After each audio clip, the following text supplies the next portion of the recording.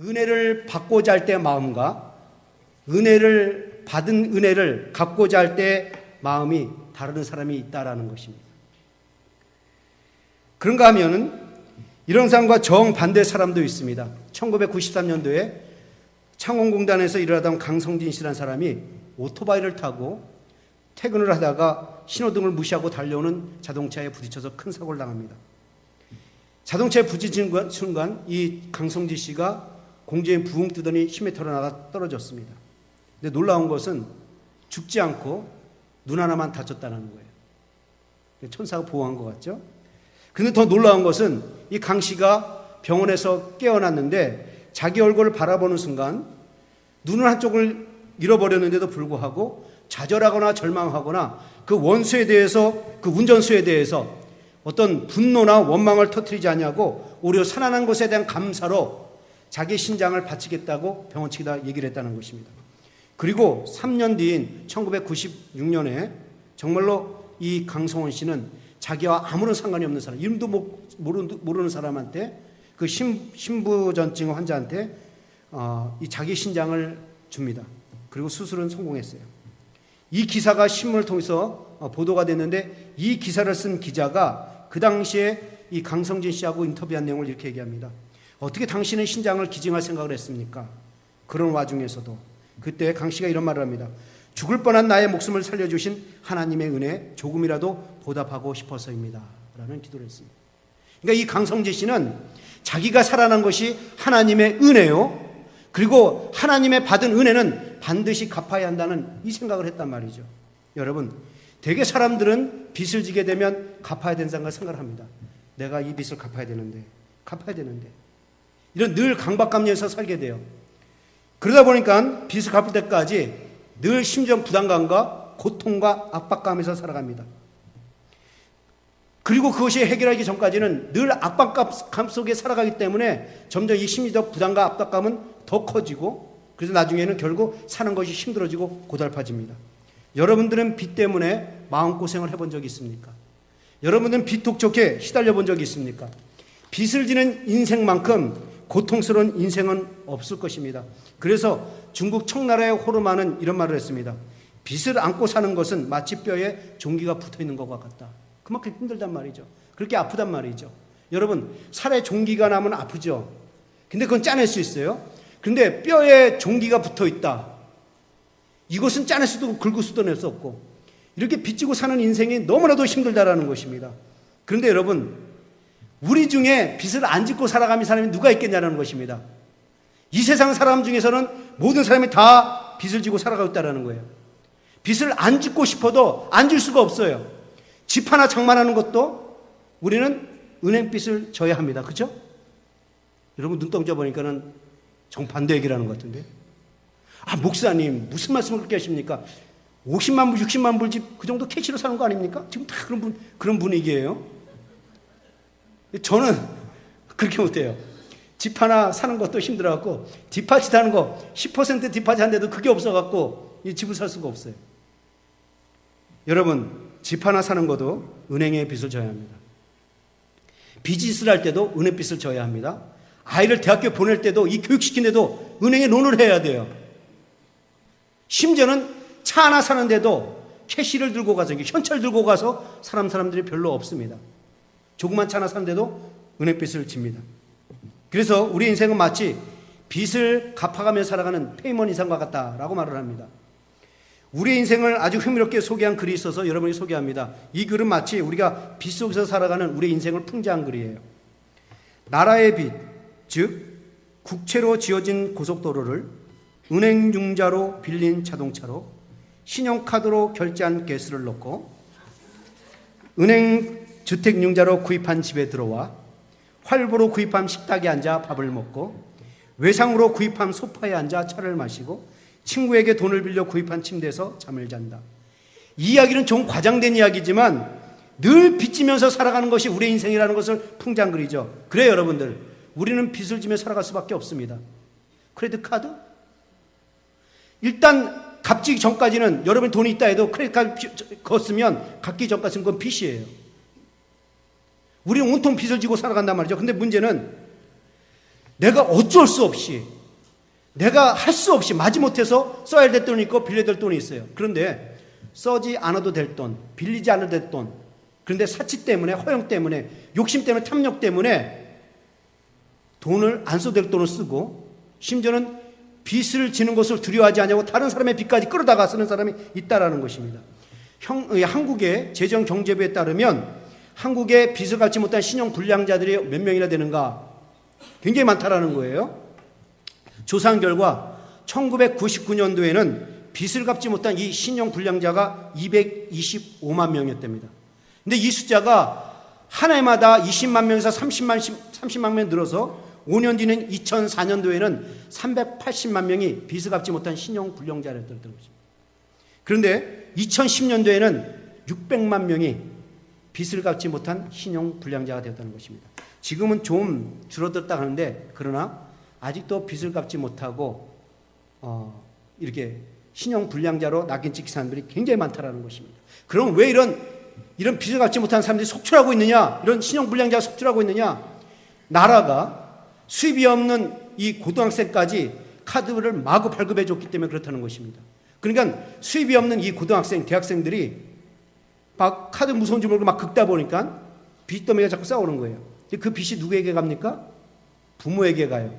그래서 부모는 가정을 돌보면서 진 빚들, 자녀를 교육하면서 진 빚들, 거기다가 자식들이 그 카드빚까지 쌓여가지고 수천만 원에서 수억 원대까지 이른다는 것입니다.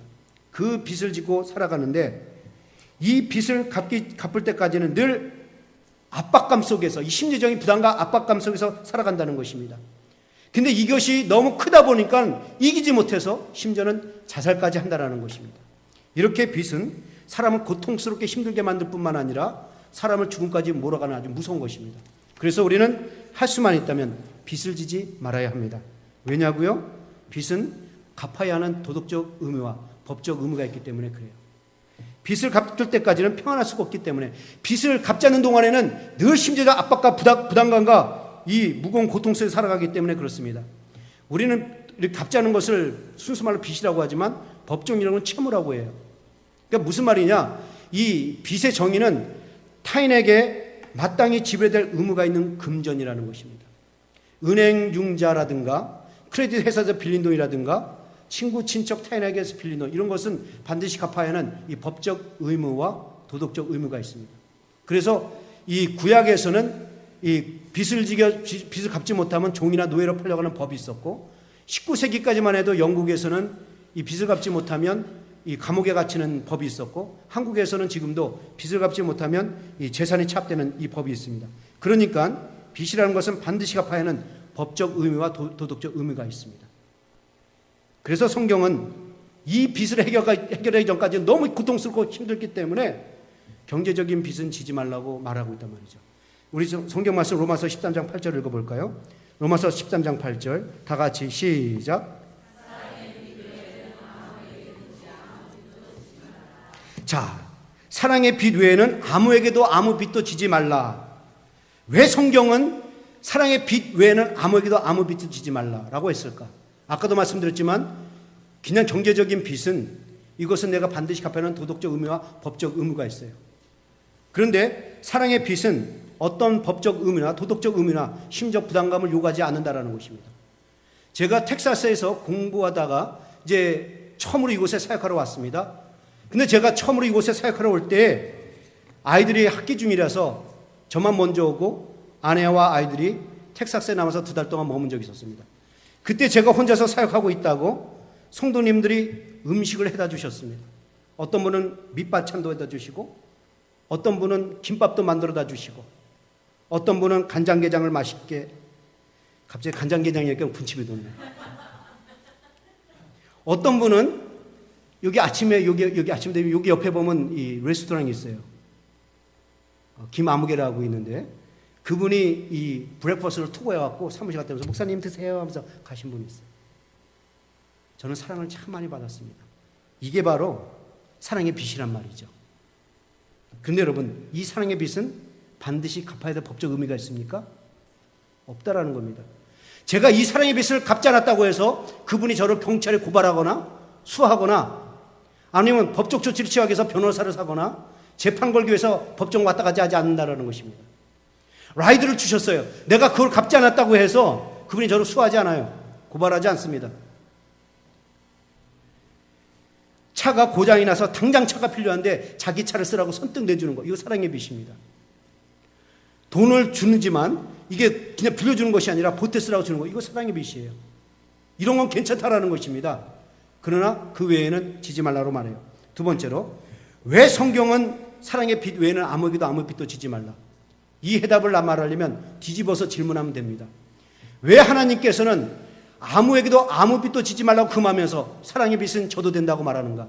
사랑은 하나님의 속성이기 때문에 그렇습니다. 사랑을 행하는 것은 하나님이 원하시는 거고, 사랑을 행하는 것은 하나님의 법을 행하는 것이기 때문에 그렇습니다. 하나님의 명령이기 때문에 그래. 사랑하라! 하나님의 명령이에요. 또한 사랑을 행하는 것은 율법을 이루는 것이기 때문에 그렇습니다. 성경 말씀 볼까요? 로마서 13장 8절 여러분들 읽으셨죠? 사랑의 빚 외에는 아무에게도 아무 빚도 지지 말라. 남을 사랑하는 자는 그 이유가 나옵니다. 사랑의 빚은 왜 져도 되느냐? 남을 사랑하는 자는 율법을 다 이루었느니라. 로마서 13장 10절에 이런 말이 나옵니다. 사랑은 이웃에게 악을 행치 아니하나니 그러므로 사랑은 율법의 완성이라. 사랑을 행하는 것이 하나님의 법을 행하는 것이고 하나님의 법을 완성하는 거래요. 그래서 상대방이 사랑을 베풀고 사랑을 하는 것을 막아서도 안 되고 거부해서도 안 된다는 것입니다. 왜? 하나님의 법을 행하는 것이기 때문에. 그래서 상대방이 사랑을 베풀거나 사랑을 하게 되면 사랑하도록 베풀도록 놔두라는 것입니다. 그분이 하나님의 말씀대로 살 수 있도록. 이 말을 좀 다른 말로 바꿔 말하면 상대방이 사랑을 하고 사랑을 베풀면 그 사랑을 받아들이라는 것입니다. 그 사랑은 줘도 된다라는 거예요. 상대방이 너에게 사랑을 베풀었느냐? 그것은 내 법을 행하는 것이니 막지 마라. 대신 너도 사랑을 받았으면 너도 사랑이라. 이게 하나님이 원하신 말씀이죠. 그래서 여러분들 로마서 13장 8절 맨 앞에 뭐라고 나왔습니까? 보시죠. 피차 사랑의 빚 외에는, 피차 사랑의 빚 외에는, 이 말이 뭡니까? 피차 서로 사랑도 하고 사랑도 받고 사랑도 베풀며 살라라는 것입니다. 사랑을 받았으면 너도 사랑하면서 살면 돼. 이 얘기를 하고 있단 말이죠. 그래서 피차라는 거예요. 사랑만 받으면 된다, 이게 아니라는 것입니다. 피차 서로 사랑의 빚을 져라. 서로 사랑도 받고 사랑도 하고 사랑도 베풀면서 그렇게 살라는 것입니다. 그러므로 사랑하는 성도 여러분, 오늘 여러분들은, 오늘 이브에 나오신 여러분들은 서로 사랑하고 사랑도 받고 사랑도 베푸는 사람이 되어서 이 소노마는 침례교를 행복한 교회, 화목한 교회, 아름다운 교회, 섬기는 교회, 밝은 교회로 만들어 놓을 수 있기를 주님의 이름으로 축원합니다. 자, 그런데 오늘 본문을 보면 이 하나님의 말씀대로, 이 로마서 13개 말씀대로 사랑을 받고 이 사랑을 빚이라고 생각하고 사랑의 빚이라고 생각하고 평생 갚으면서 산 사람이 있다는 말이죠. 그분이 누굽니까? 사도 바울이었다는 것입니다. 오늘 본문을 보면 사도 바울이 로마에 가기를 왜 그렇게 간절히 원했는지 또 하나의 이유가 나옵니다. 그 이유를 다시 한번 보겠습니다. 로마서 1장 14절 15절. 헬라인이나 야만이나 지혜 있는 자나 어리석은 자에게 다 내가 빚진 자라. 그러므로 나는 할 수 있는 대로 로마에 있는 너에게로 복음 전하기를 원하노라. 여러분, 사도 바울이 로마에 가기를 왜 원했다고요? 빚을 갚기 위해서는 거예요. 나는 빚진 자라. 그러므로 나는 빚을 졌기 때문에 그 빚을 갚으러 간다는 것입니다. 내가 왜 로마 가기를 원하느냐? 빚을 갚기 위해서다. 사도 바울은 빚을 갚기 위해서 로마로 가겠다는 것입니다. 로마로 가기를 간절히 바라는 이 고백을 통해서 사도 바울은 사람들에게 빚을 졌다는 말을 얘기하고 있어요. 그럼 여러분, 사도 바울이 무슨 빚을 졌습니까? 누구에게 무슨 빚을 졌습니까? 사도 바울은 하나님에게 사랑의 빚을 졌어요. 내 자신은, 나는 스데반을 죽이기 위해서 앞장을 섰고 교회를 핍박하고 성도를 핍박하고 성도를 잡아다 감옥에 가두고 이런 사람이었는데, 이런 자신의 흉악한 일을 생각하면 하나님으로부터 마땅히 형벌을 받아야 되고 마땅히 죽임을 당해야 되고 마땅히 지옥에 떨어져야 되는데, 그렇지 않냐고 오히려 하나님께서는 나를 용서해 주시고 나를 하나님의 자녀로 삼아 주셨다라는 것입니다. 나를 위해서 피를 흘리신 그 피, 나를 위해서 피를 사주신 그 핏값, 그 핏값을 가격으로 환산하니 거액이라는 것입니다. 무한정의 액수라는 것입니다. 그래서 그 하나님의 은혜를 생각하니까 이 은혜를 어떻게 갚을까? 그 감격과 감사로 살았다는 것입니다. 그래서 사도 바울은 이런 얘기하는 거예요. 나는 빚을 진 자로다. 이게 바로 사도 바울의 진정한 고백이요 진심 어린 마음이었어요. 여러분, 이 세상에서 가장 교만한 사람이 누군지 아십니까? 내가 잘났다고 말하는 사람? 그럴 수 있어요. 내가 똑똑하다고 말하는 사람? 그럴 수 있어요. 근데 저는 이 세상에서 가장 교만한 사람은 사랑의 빚을 지지 않았다고 생각하는 사람. 나는 살면서 한 번도 사랑의 빚을 지지 않았다. 하나님의 은혜, 부모의 은혜, 친구의 은혜를 모르는 사람은 교만한 사람이라고 저는 생각합니다. 여러분, 한번 이 하나님의 창조 역사를 한번 보십시오. 하나님이 세상을 창조하실 때 지구보다 뜨거운 이 태양을 공중에 걸어 놓으셨습니다. 지구보다 300배가 뜨거운 이 태양을 지구에다 걸어 놓으실 때 지구보다 가깝게도 아니하시고 멀리도 아니하시고 적당하게 걸어 놓으셨습니다. 그래서 이 지구가 태양을 한 바퀴 돌 때마다 이 적당히 온도와 열을 받았어요. 그게 무슨 말이냐? 사람이 타지 않도록, 사람이 얼어 죽지 않도록 적당한 온도 속에 살 수 있도록 만들어 놓으셨다는 것입니다. 하나님은 우리에게 언어의 능력을 주셨어요. 그래서 이렇게 말할 수 있는 능력이 있습니다. 하나님은 우리에게 지정의 능력을 주셨어요. 그래서 느낄 수 있고 생각할 수 있고 무한히 발전할 수 있는 이 능력이 있습니다. 여러분의 코를 한번 거꾸로 만들었다고 한번 생각해 보세요. 비가 오면 그대로 들어가는 거예요, 여러분. 여러분 코가 바로 샜기 때문에 콧물이 줄줄 나오지 않습니까? 축농증 앓리는 거 여러분 감사한 거예요, 여러분. 여러분 눈을 뒤로 만들었다고 생각해 주십시오. 여러분 이렇게 그러셔야 됩니다. 얼마나 불편합니까? 하나님이 우리의 뇌를 중요한 걸 알기 때문에 하나님께서는 이 웬만해서 꼬개지지 않는 두개골로 감싸주셨어요. 이 심장이 얼마나 중요하게 여겼으면 하나님께서 12개 갈비뼈를 감아주셨어요. 하나님 우리에게 숨 쉴 수 있는 산소를 주시고 공기를 주시고 물을 주시고 또 먹을 수 있는 이 육축과 식물을 주셨습니다. 이거 하나님의 은혜예요. 그래서 여러분 살아갈 때마다 우리는 하나님께 빚진 자로다 이 생각을 해야 된다는 것입니다. 부모의 은혜도 있어요. 여러분 부모가 여러분 낳을 때 10달 동안 품었다는 사실 아십니까? 10달 동안 품으면서 여러분 잘 잘 수 있도록 보호했다가 세상에 내놓고 거기서 끝내지 아니하고 마음과 뜻과 정성을 다해서 물신양명으로 돌보고 교육하고 양육했습니다. 자식이 다치면 다칠까봐 자기가 몸이 다칠지라도 끌어안고 넘어지는 게 이게 부모예요. 우리는 부모의 은혜를 받았습니다. 부모의 빚진 자란 말이죠. 저는 여러분들 직장에 있는 사람도 이건 빚졌다고 생각해야 됩니다. 일할 수 있는 자리를 내어주고 봉급을 받을 수 있는 거 이거 빚진 겁니다. 어떤 사람이 있겠죠. 내가 당연히 능력이 있어서 하는 건데 저는 그렇게 생각하지 않습니다. 저는 여러분들 이 소노마는 침례교회 올 때 저는 하나님께 빚졌다고 생각하고 여러분에게 빚졌다고 생각을 합니다. 하나님께서 저를 이 소노마는 침례교회로 불러서 사역하게 만드신 거 하나님의 은혜고 하나님의 빚입니다. 하나님께 빚진 거예요. 여러분들이 저를 여러분의 담임 목사로 섬겨주시는 거 저는 여러분에게 빚진 것입니다. 여러분들 이 빚을 알아야 한다는 것입니다.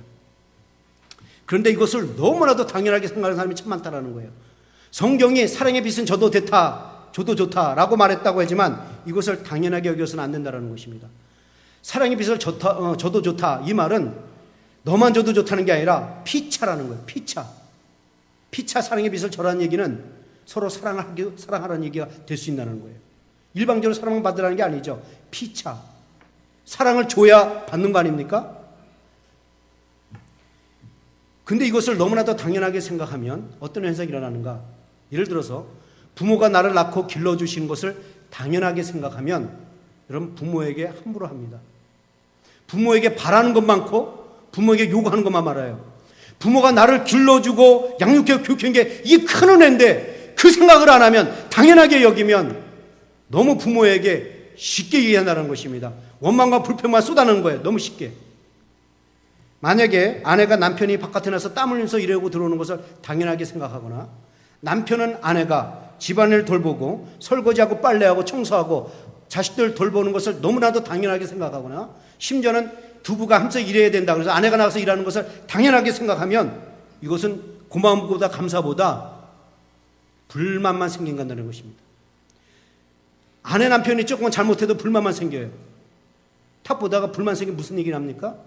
내가 저 여자보다 더 좋은 여자를 만나서 결혼했어야 되는데 내가 저 남자보다 더 좋은 남자를 만나서 결혼했어야 되는데 이런 생각만 한다는 거예요.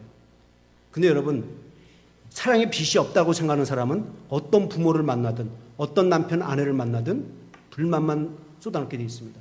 그러나 내가 이 사람에게 사랑의 빚을 졌는데 이 마음을 가진 사람은 사랑의 빚을 갚기에만 신경 써요. 여러분 한국의 조소환 씨를 아십니까? 그는 전 KTF 부사장으로 지냈고 현재 세라젬 앤 뷰리의 CEO로 있습니다. 사람들은 그를 가리켜 마케팅의 대가라고 하고 마케팅의 기재라고 하고 마케팅의 천재라고 합니다. 그는 KTF 부사장으로 있을 때 기가 막힌 전략들을 많이 내놓고 히트치는 상품들을 많이 내놨습니다. 하나 예를 들어서 휴대전화 이동 서비스 기가 막힌 전략을 내놨어요. 그리고 그걸 상품을 만들어냈습니다. 샴푸와 린스를 하나로 합친 하나로 샴푸. 20대의 치아를 30대까지 유지시키라는 그 전략으로 치아를 만들어내서 2080 치약 등 많은 히트 상품들을 만들어낸 사람입니다. 그는 한국에서 대단한 사람이에요. 근데 그가 이렇게 뛰어날 수 있었던 이유가 있었습니다. 원래 그는 장군을 꿈꾸고 20대 나이에 소위로 입대를 합니다. 육군 소위로 입대를 해요. 그러던 중 1978년에 훈련 도중에 수류탄 폭발 사고로 파란 쪽을 입습니다. 사진을 보면 오른쪽 팔이 없는 것을 여러분들 알게 될 거예요. 그 다음 메시지인가요? 병원에서 파란 쪽이 없어졌어요. 병원에서 깨어났는데 옆에서 누군가 한없이 눈물을 흘리며 우는 사람이 있어요. 보니까 자기가 사랑하는 여자친구였습니다. 사랑하는 여자친구가 한없이 눈물을 흘리고 있어요. 그때 이 조소환 씨는 이런 생각을 합니다. 이 천사 같은 여자 인생을 내가 망치면 안 된다. 그 장래를 망치면 안 된다. 내가 이 여자를 붙들고 싶죠. 이것은 욕심이고 이기적이다. 이 여자를 떠나보내야 된다. 그래서 모질게 마음을 갖습니다. 그리고 한참 울던 이 여자친구가 이렇게 말합니다. 너도 내 얼굴 봤고 나도 네 얼굴 봤으니까 이제 끝내자. 난 더 이상 너한테 힘이 될 수도 없고 나는 구지구지하게 널 붙잡고 싶지도 않다. 끝내자. 정리하자라고 말을 합니다. 그때 이 여자친구가 울먹이면서 이런 말을 합니다.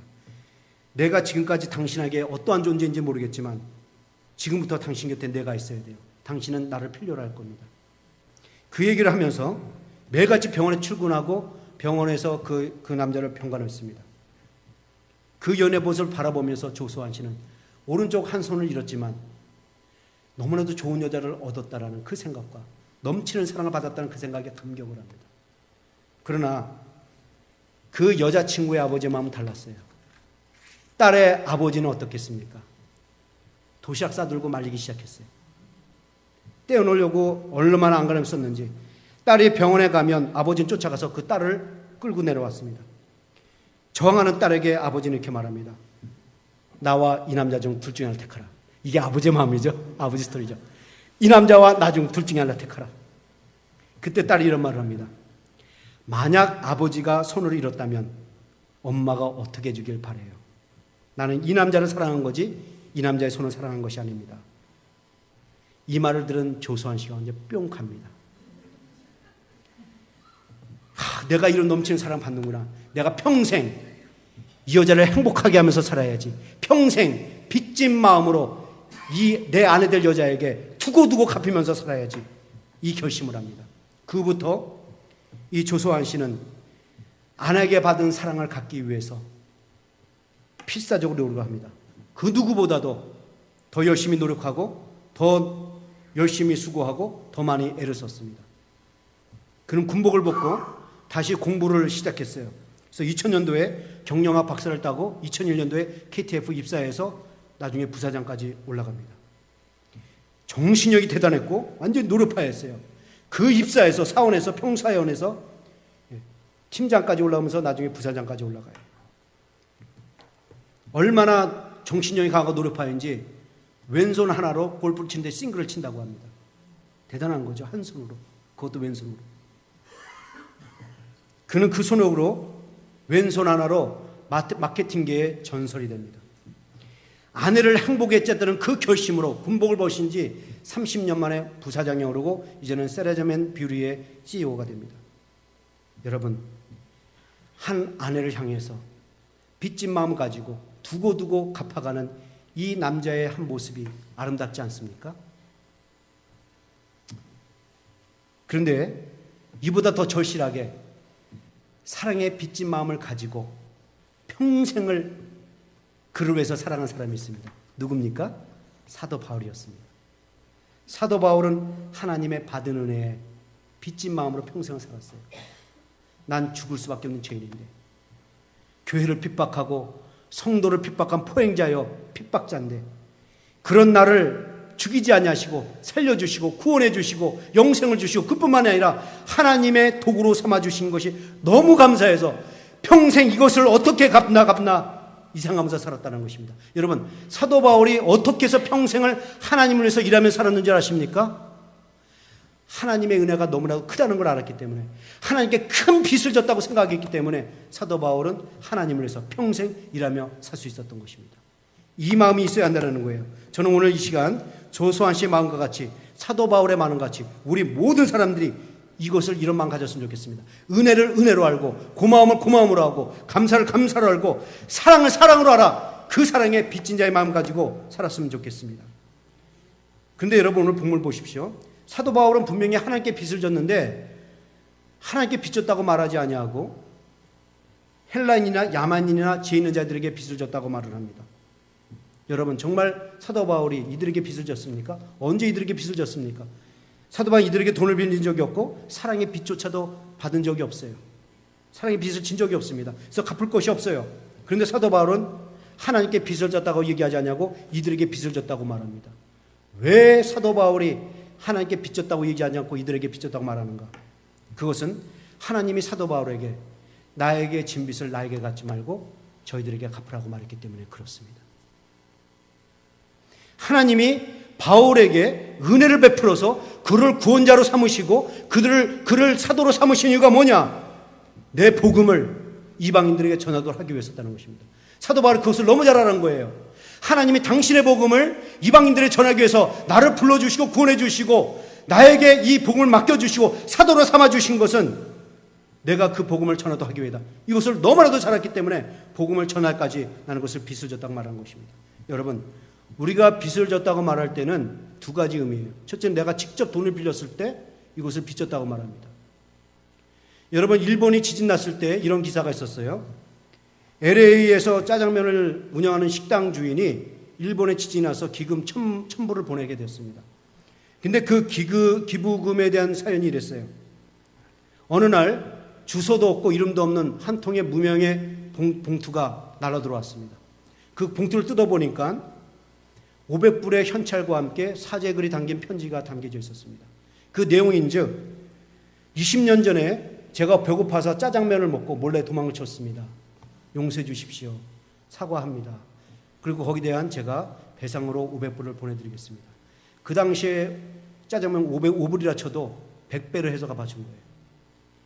이런 빚이 있단 말이죠, 사람들은. 이게 빌렸을 때 갚지 못한 빚이 있어요. 근데 그것만이 빚이 아니라 또 하나의 빚이 있습니다.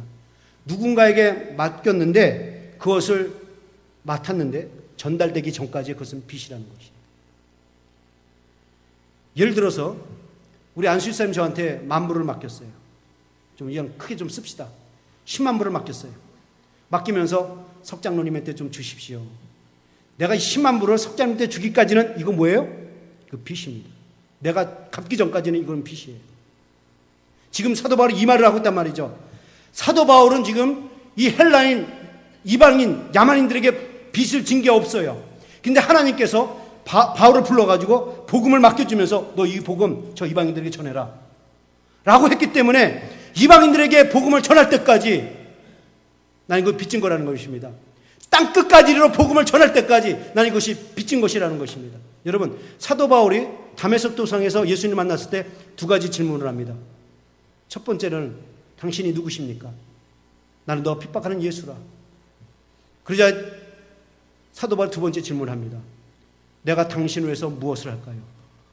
여러분, 예수 믿는 사람들이 반드시 던져야 할 질문입니다. 예수님을 만나고 거듭나서 예수의 사람 된 사람들은 반드시 던져야 될 질문이 이 질문이에요. 내가 당신을 위해서 무엇을 해야 됩니까? 당신이 나를 위해서 내가 뭘 하길 원하십니까? 이것이 예수 믿는 사람들이 묻고 거기에 맞는 인생을 살아야 합니다. 사도 바울이 물었어요. 그때 예수님 뭐라고 얘기하십니까? 다메섹으로 가라. 그럼 거기서 할 말을 가르쳐 주리라. 그리고 나서 하나님은 아나니아에게 이렇게 말하라고 얘기합니다. 왜 하나님께서 사도 바울을 택했는지를.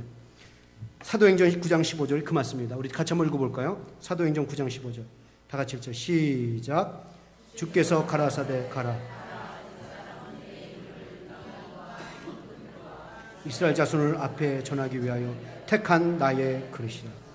바울은 왜 하나님이 나를 부르셨고 왜 나를 구원하셨고 왜 나를 사도로 삼아주셨는지 너무나도 잘 안다는 것입니다. 뭐예요? 복음을 전달하라는 것입니다.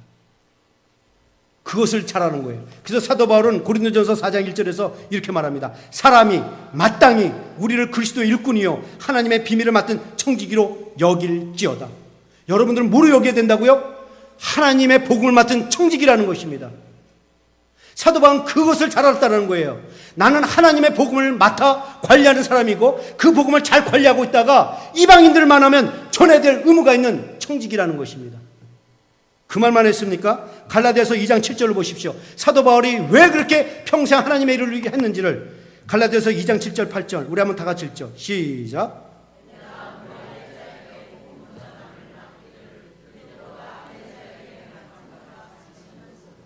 8절.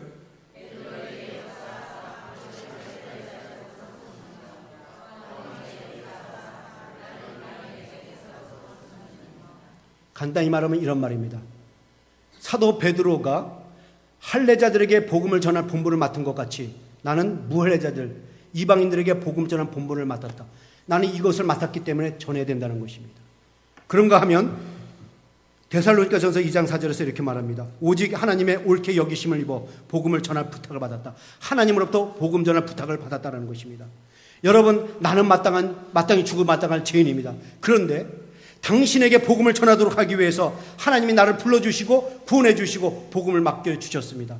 그래서 나는 여러분들에게 복음을 전해야 될 이 빚이 있습니다. 지금 이 얘기를 하고 있다는 겁니다. 사도 바울은 이것을 너무 잘 알았어요. 나는 복음을 맡은 자로서 이방인들에게 이 복음을 전해야 될 이 빚이 있다. 사도 바울은 이 빚진 자의 심정을 가지고 살았습니다.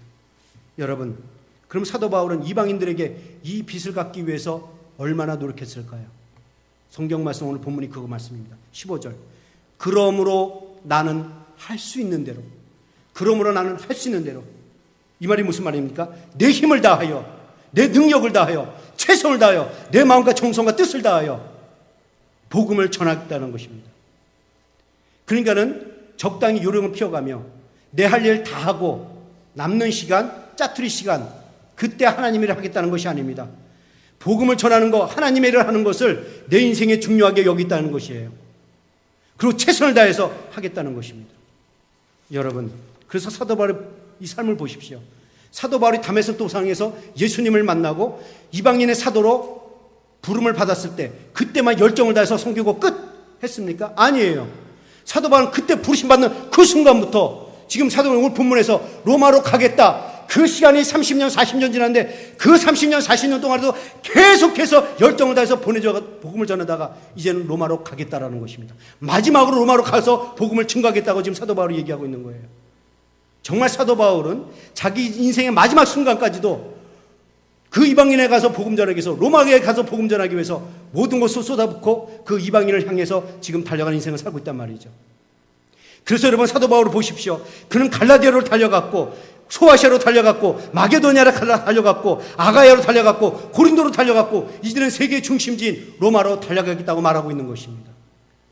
여러분, 사도 바울은 최선을 다해서 할 수 있는 대로 살아있는 동안에 목숨이 붙어있을 때까지 주님 앞에 서는 날까지 복음을 증거하겠다는 것입니다.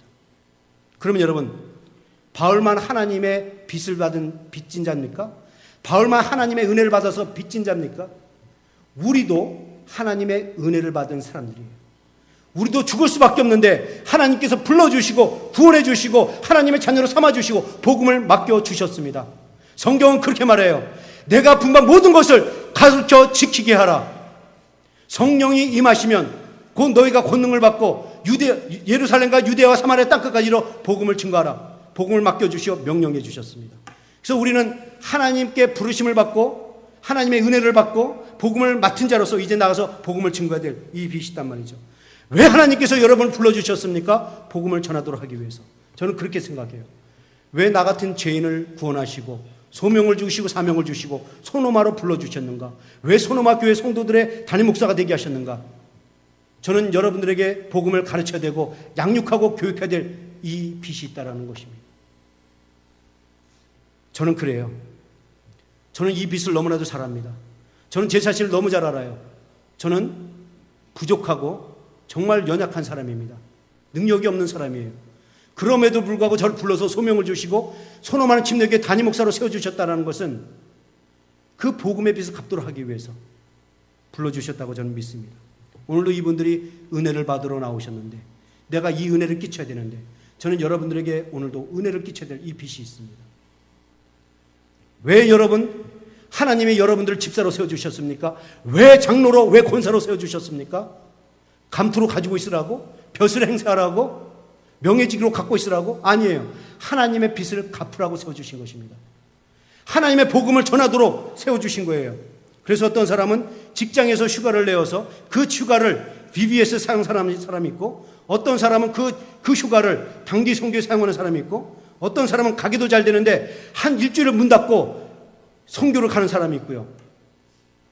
어떤 치과 의사는 일주일만 문 닫아도 수만 불이 손해를 보는데 한 달 동안 문 닫고 선교지에 가서 무료로 봉사해서 수십만 불을 손해보는 사람도 있어요. 저는 작년에 LA 가서 이 집회를 인도하다가 그 목사님이 같이 한번 그 의사의 병원에 갔어요. 치과 의사에. 제 이빨 좀 한번 보게 해주려고. 그 교회 성도님이셔요. 근데 소개할 게 뭐냐면 이분이 1년에 한 번씩 한 달을 문 닫고 선교를 갑니다. 이 병원이 굉장히 커요. 직원들도 굉장히 많습니다. 그 직원들 봉급, 무료로 봉사한 거, 한 달 동안 문 닫은 거 따지고 수십만 불이에요. 그런데 그렇게 한다라는 거예요. 우린 10불, 20불 헌금하는 것도 힘들었는데 그분은 수십만 불까지를 그냥 손해보면서 가서 복음을 전한다는 것입니다. 왜 그렇게 하느냐? 그분은 하나님의 빚이 너무 크다라는 것입니다. 빚을 갚기 위해서 가겠다라는 거예요. 여러분, 하나님의 은혜와 사랑에 우린 빚진 자로서 우린 그 빚을 알면 갚으면서 살아갑니다. 저는 한 두 가지 예화로 말씀을 마치려고 합니다. 맨발의 천사라고 불리우는 최순전 할아버지를 아십니까? TV에도 여러 번 나온 적이 있는데 그는 일제시대 때는 광복군으로 일을 했고 일제시대 후에는 목사로서 어려운 사람 도우면서 목회를 했습니다. 그 김포에 있는 자기가 가지고 있는 그 땅을 그 고아원 양로원에 기부했어요. 그리고 맨발로 40년을 전철을 두루다니면서 복음을 전했습니다. 그런 최춘선 할아버지를 바라보면서 세상 사람들은 미친 노인네라고 정신 나간 노인네라고 손가락질을 했어요. 그러나 그는 그런 사람들의 말이나 시선에 아랑곳하지 않고 복음을 전하는 것을 멈추지 않았습니다. 한 번은 그를 취재하던 KBS 김무영 감독이 이렇게 물었습니다. 할아버지, 왜 신발을 벗고 다니세요? 그렇게 다니면 아프지 않습니까?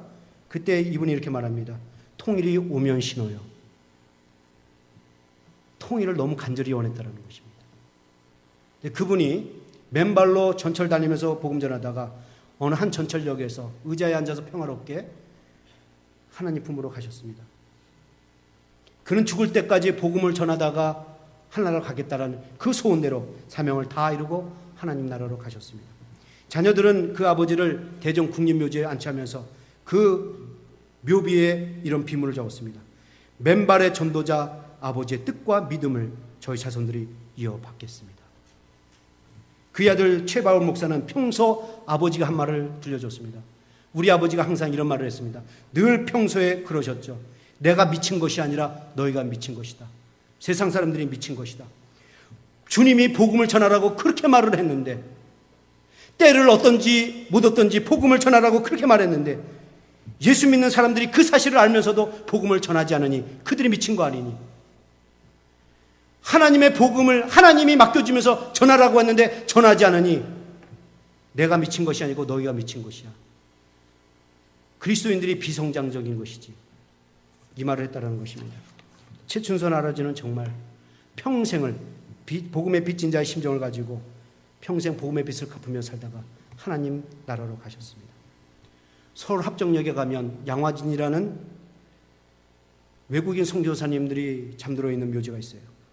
이곳에는 100년 전 이역만리 먼 나라에서 배를 타고 낯선 조선 땅에 와서 복음을 전하다가 순교한 선교사님들의 묘지들이 있습니다.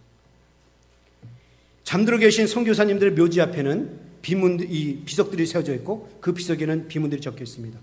그 중에 우리의 눈길을 끄는 흥미로운 이 비문이 적힌 비석이 있어서 여러분들에게 소개하려고 합니다. 이 비석의 주인공은 25살의 꽃단나위에 세상을 떠난 루비 캔드릭이라는 여선교사입니다. 이 여인의 묘비에는 이런 비문이 적혀 있습니다. If I had 1,000 lives to give, Korea should have them all. 해석을 하면 나에게 1,000개의 생명이 주어진다 해도 그 모두를 한국에 바치리. 나에게 1,000개의 생명이 주어진다 해도 나는 이 모든 생명을 한국에 바치리. 여러분, 이 어린 선교사의 말을 한번 좀 들어보십시오. 사람에게는 하나의 생명밖에 없어요. 그런데 만약 하나님께서 나에게 1,000개의 생명을 줘도 이 1,000개의 생명을 다 한국에다 바치겠다는 것입니다. 그러니까 한국에서 복음을 전하다가 한국에서 죽겠다라는 거예요. 여러분, 이 여인은 25살의 꽃단 나이에 한국에 와서 복음을 전하다가 세상을 떠났습니다. 왜 그녀는 가난하고 전염병이 창궐한 낯선 조던 땅에 와서 복음을 전하다가 세상을 떠났을까요? 하나님을 사랑하기 때문에 그렇습니다. 우리 민족을 사랑하기 때문에 그래요. 하나님의 은혜를 빚이라고 여기고 그 복음이 들어가지 않은 곳에 전하기 위해 우리나라로 온 것입니다. 여러분, 우리 민족은 외국인 선교사들에게 너무 많은 빚을 졌어요. 절두산에 가보십시오. 이번에 한국 나서 저는 다시 한번 절두산에 가봤지만 참 감동이 됩니다. 외국인 선교사들이 복음 전하다가 우리 백성들 위해서 복음 전하다가 목이 잘리는, 여러분, 그 선교사님들의 그 피가 있었기 때문에 우리나라에 한국교회가 세워졌다는 사실을 아십니까? 우리 민족은 복음의 빚을 진 민족입니다. 그러므로 우리는 복음을 이제는 나가서 전해야 해요. 그래서 한국에서 많은 선교사님이 나가서 복음 전하고 있지 않습니까? 3만 명에 이른다고 하는데 이제는 우리 교회도 이 복음을 전할 때입니다. 여기서부터 시작하십시오. 믿지 않는 부모, 믿지 않는 남편, 아내, 형제, 자매, 친척들, 심지어는 이 소나무 땅에서 만나는 그 믿지 않는 사람들은 내가 복음을 전해야 된 복음의 대상자들아, 빚을 갚아야 될 대상자라 생각하고 복음을 전할 수 있기를 축원합니다. 하나님이 우리를 용서하셨고 우리 용서하라고 얘기했어요. 그것은 하나님이 나에게 용서하시면서 용서를 맡겨주신 거예요. 너희들도 가서 용서하라고. 하나님이 우리를 사랑하시면서 사랑하라는 것은 우리에게 사랑을 맡겨주시고 그 사랑을 하라는 것입니다. 그래서 우리는 용서의 빚진 자요, 사랑의 빚진 자요, 복음의 빚진 자들입니다. 사도 바울은 이 빚을 갚기 위해서 로마까지 가겠다는 거예요. 그리고 순교하지 않습니까? 사랑하는 성도 여러분, 사도 바울의 심정이 어떤지 아십니까? 고린도전서 9장 16절에 이렇게 말해요. 내가 복음을 전할지라도 자랑할 것이 없으면 내가 부득불함이 아니라 만일 복음을 전하지 않으면 내게 화가 있을 것이므로다. 이게 바울의 심정이었어요. 사랑하는 성도 여러분, 오늘 우리 이 귀한 복음을 전합시다. 할 수 있는 대로 최선을 다해서 있는 힘을 다하여 복음을 전합시다. 복음을 전할 때 두려워하지 마십시오. 떨지 마십시오. 담대하게 하십시오. 저 사람이 내가 교회 가져가면 분명히 거절할 텐데, 저 사람 나보다 아는 것이 많고 가진 것이 많고 아쉬울 것이 없는 사람인데, 예수 믿을 필요성이 없다고 말할 것인데, 저 사람은 세상에 너무 쪄들어 있어서 내가 이런 말해도 귀에 안 들어올 텐데, 그런 생각하지 마십시오. 그건 인간적인 생각이에요. 사단이 좋아하는 생각입니다. 하나님이 주는 생각이 아니에요. 하나님은 가서 외치라고 그랬습니다. 하나님은 모든 영혼들이 구원받기를 원하셔요. 그래서 우리는 가서 복음을 전하는 것은 우리의 목이고 그를 변화시키는 것은 하나님의 목입니다. 그러니까 걱정하지 마시고 담대하게 편하게 복음을 전하십시오. 나머지는 하나님이 하실 일입니다. 오늘 이 시간 이 말씀 가지고 나가서 다 복음을 전해서 하나님의 복음의 빚진 자로서 살아갈 수 있기를 주님의 이름으로 축원합니다. 그래서 이 소노마는 침례교회를 주의 지상명을 감당하는 교회로 만들고 이곳에서 하나님의 백성들이 날마다 더해져가는 이 축복된 교회로 만들어 놓을 수 있기를 주님의 이름으로 축원합니다. 기도하시겠습니다.